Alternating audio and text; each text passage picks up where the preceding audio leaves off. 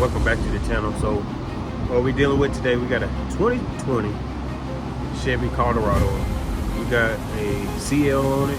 We got a code P2181, which is calling for the ET sensor. So engine coolant temp sensor. So instead of making a long video how to get in there, what to remove, I'm just gonna make it nice and simple. Keep it very simple and straight to the point. So we're gonna jump over to the vehicle real quick.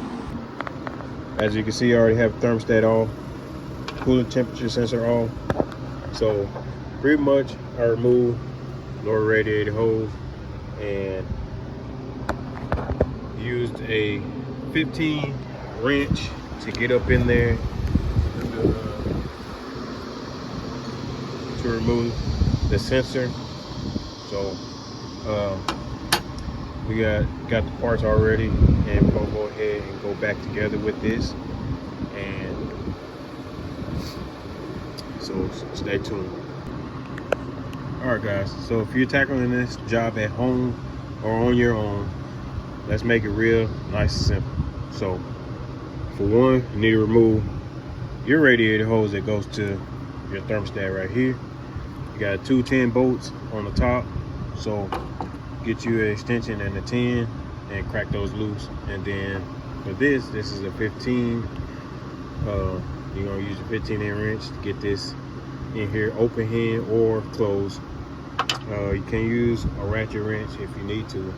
And once you're in there, just go back in the reverse order and put your stuff back on. Then once everything's secured back together, top it off with coolant and clear the light and bleed the coolant system, and then go take a test drive.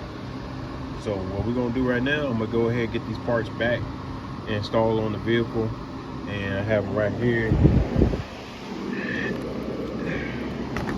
So got some stuff from the dealer.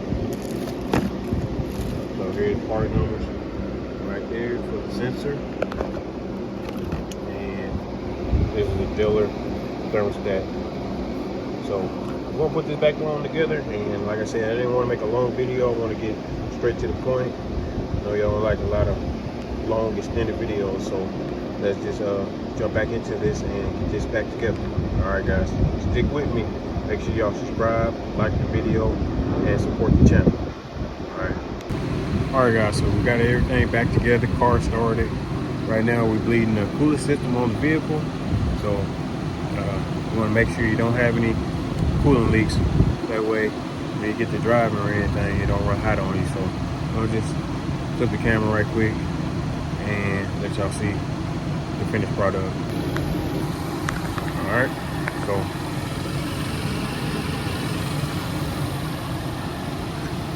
bright as hell outside, so, and we in Texas, so right here doing it in the hot of the day at 1:36 p.m. and it's about 98 right now in Texas. So but yeah, hope this video helped y'all in any kind of way. Make sure y'all leave a comment, subscribe, and share. I appreciate y'all guys for staying locked in and watching the video, and stay tuned for the next video. All right guys, love y'all.